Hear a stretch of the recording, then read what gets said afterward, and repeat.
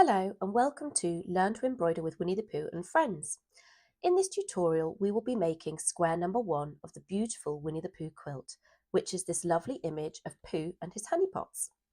The whole square is made up of 6 different stitches, which are straight stitch, running stitch, back stitch, detached chain stitch, picot stitch and satin stitch.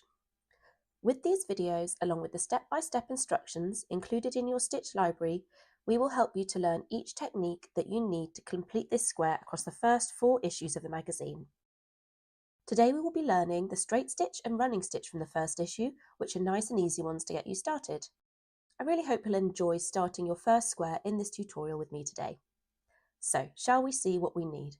For square number 1, we are going to need a pair of small, sharp scissors, along with all of the items that came in this issue. So that is the Pooh and his honey pot square, and the following threads: number 74, which is a mid-brown, number 83, which is a light green, number 191, which is a blue variation, number 192, which is a mid-green, and number 193, which is a pink.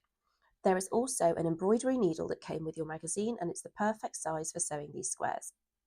And finally, there's the embroidery hoop. This will keep your fabric taut and prevent stitches from puckering, but the decision to use one or not is up to you entirely. It depends on whether it feels comfortable enough for you and is very much a personal choice. So we're going to start off by separating the strands of thread that we need. For my first section, I will be using number 74, which is the mid-brown. To separate the thread, hold the band of the skein firmly and pull out a loose thread to the required length. We need 2 strands for this section, so to separate the strands, tap the end a little to separate each of the pieces, and this will allow you to fan the end of the thread. Pull the number of strands that you require away while holding the thread loosely.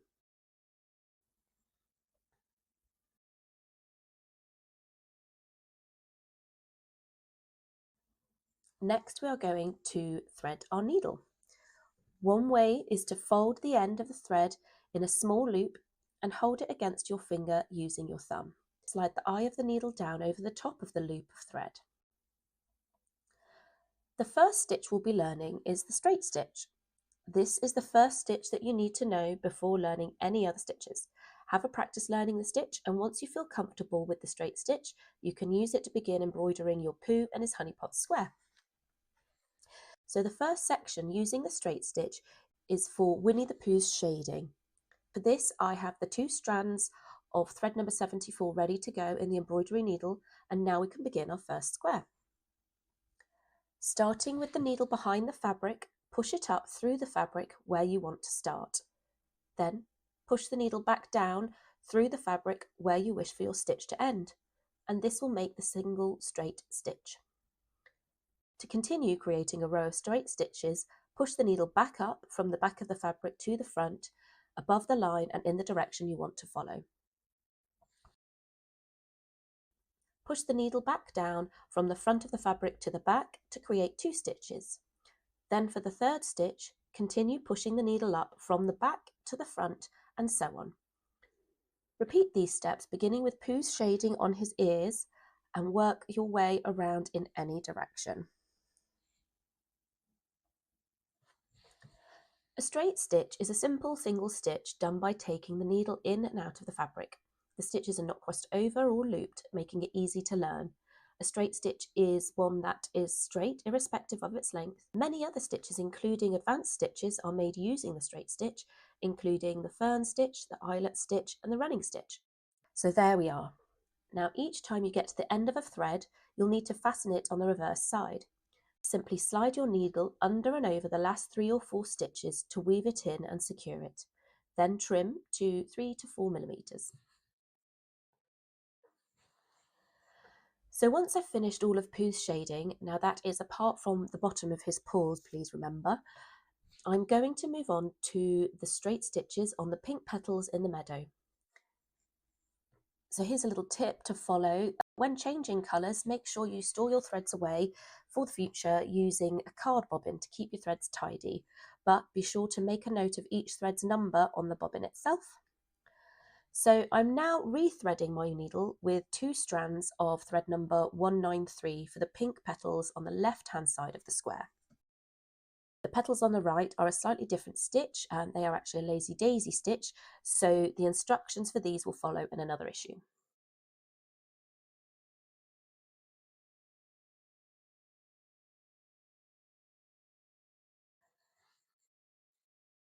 Then my final straight stitch for issue number 1 is the grass on the meadow. I'm going to be rethreading my needle with 2 strands of number 83 for the lighter green parts.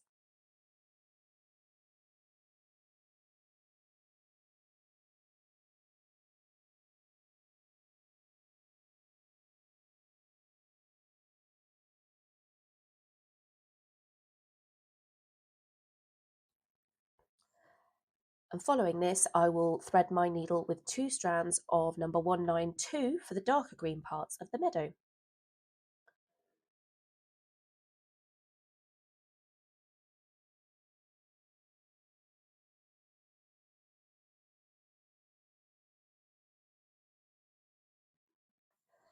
The next stitch we are going to learn is the running stitch, which is a very versatile stitch and the basis for all hand sewing.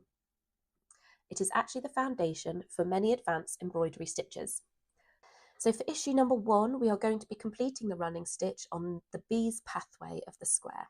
I will need 4 strands of thread number 191, which is the blue variation, and then starting with the needle behind the fabric, push it up through where you would like to start, and then push the needle back down through the fabric next to where you started to make a straight stitch. To make the second stitch, push the needle from the back to the front of the fabric right next to the first stitch, along the same line. Then, ensuring the stitch is roughly the same length as the first stitch, push the needle from the front to the back of the fabric again. Continuing along the line you want to stitch, try to keep the stitches equal in length and spaced evenly apart.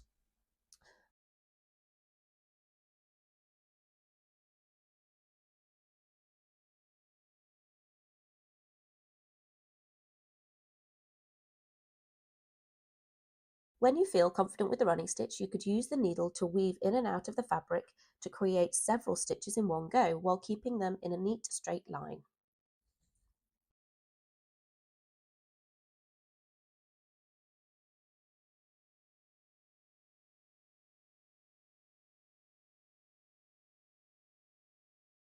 To recognise a running stitch, it appears as a dashed line of small straight stitches, all the same length and evenly spaced. Changing the length of the stitches and the size of the gaps in between will give different effects. The running stitch can be used for straight outlines, geometric lines, and even curved lines. It can also be used to fill shapes with parallel rows, concentric rounds, or spirals. The running stitch is also the base row of other stitches, including whipped running stitch and double running stitch. There's a little fact for you that the running stitch is widely used in many types of traditional embroidery, including sashiko and kantha, as well as for quilting, patchwork, and darning. Sashiko is an embroidery technique from Japan which combines the simplicity of the running stitch with the repetitive patterns on rough rustic fabrics. It is currently a very popular form of embroidery.